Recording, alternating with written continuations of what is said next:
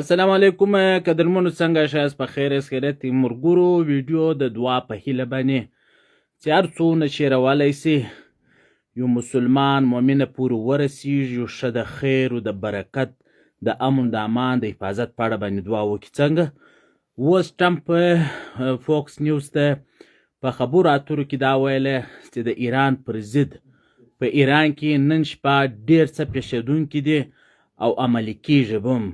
د دې بیان په مقابل کې وایټ هاوس وویله چې هر څه اختیار ده دغه سره ورسره دی، د ټرمپ سره ورسره دی. ټرمپ څه کوي هغو ته ور معلومیږي. نو داسې ډېر څه کېدونکي دي او عملي کیږي به د ټرمپ د ایران پر ضد دغه انټرویو کې اوس دا میسج دغه خبرو اترو کې دا وویله. د دوی 8 بجې زموږ سهار 9:30 بجې غالبا راځي. نو یو دعا وکړئ، د خیر و د برکت دعا وکړئ، د امت یو مسلمه په اړه باندې دعا وکړئ، د حفاظت دپاره یې دعا وکړئ. ما مخکې چې دا جنګ شروع کېدی ته یې وویله چې دا یو ډېر زریله او بیکاره اور دی چې زموږ ته خطې او سیمې له رارسېږي. افغانستان او پاکستان باندې ډېر بد اثر کوي.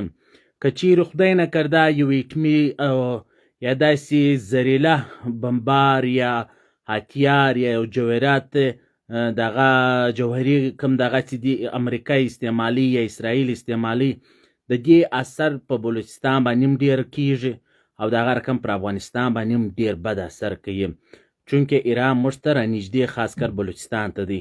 نو د خیر و د برکت دعا وکړئ، خپلم او ویډیو مخته شیر کړئ، ملګري په دا مجلس پوه سي او خبر سي. د خیر و د برکت د امت مسلمات د حفاظت دپاره دعاګانې وکړي. اوس نو د کفارو یو خپل پلانینګ دی، یو منصوبه یې سره مښلولې ده. څه کوي په هغه خدای علم لري، لیکن د خدای پاک دغه چې دی بادشاهیت چې دی هغه به بل طرح دی، د هغه ارادې و، د هغه اصول و قانون هغه به بل رقم دی چې موږ ته نه رامعلومیږي. نو تی ټوله د خیر و د برکت دعا وکړئ چې خدای پاک د پاکستان افغانستان دغه رقم د ایران حفاظت وکړي. د بدو سي په امان کې د دغه کفارو سه چې دوی بار بار دمکۍ وایي، ټرمپ پلاش کنځل کوي، بیا درنې خبرې کوي، بیا دمکۍ وایي. لکه دغه اوس فوکس نیوز ته په انټرویو یا په خبرو اترو کې دا وویل چې هغه څه نن شپه پر ایران باندې کېدونکي دي او عملي کیږي چې دوی نه په پوهېږي. نو وایټ هاوس هم د دې په مقابل کې وویل چې ایران دغه سره ټرمپ سره د دې اختیار شته چې څه کېدونکي دي او څه پیښېدونکي دي. نن 8 بجې باندې چې زموږ ته د سهار 9 بجې 9:30 بجې غالبا راځي. نو دغه دپاره لایو راللم چې ملګري پالتو فیسبوک کې سوشل میډیا پالتو استعمالوي، دغه داسې یو خبرې کوي چې هغه دغه د اصولو څه چوکاټ څه د باندې کم از کم د خیر و د برکت دعا وکړي چې خدای پاک زموږ حفاظت وکړي، د امت مسلمه حفاظت وکړي، د بدو سیمې په امان کې، د کفارو د فسادو د شرارته سیمې محفوظه کړي. چونکې موږ مسلمانان یو، عاجز یو، کمزور یو، دا وخت په امتحان کې یو چې خدای ستا د امتحان سیمې وساتي، ستا د په امتحان سیمې وباسي.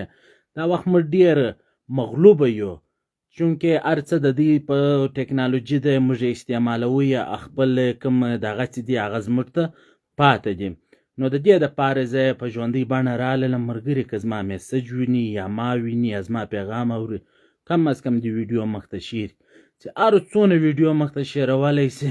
یو مؤمن مسلمان دعا کوي رب که خپل در کې قبول و مقبوله کله موږ ته به الله خیر هم راورسوي او دغه د ثواب هم راورسوي. نو د دې دپاره زه په ژوندۍ بڼه راللم. یو ډېر درنه او ډېر تکلیفجنه شپه ده پر موږ باندې چې د دې کفارو دغه دمکۍ ته وګورې و دغه خبرو ته وګورې چې نن شپه هغه څه په ایران کې یا پر ایران باندې کېدونکې ده، پیښېدونکې ده، عملي کېدونکې ده چې دوی ته نه در معلومېږي. دا د ټرمپ خبرې دي، په ډېره مغروره په ډېر بد انداز باندې دو دا خبرې کولې. نو خدای ته معلومه ده څه کېدونکي دي. خدای پاک بس موږ خدای لرو، خدای ته به سر په سجدو سو دعا به ورته وکړو چې خدایه د کفارو د شر و د فساد سیمې محفوظه کړي، د امت مسلمه حفاظت وکړي.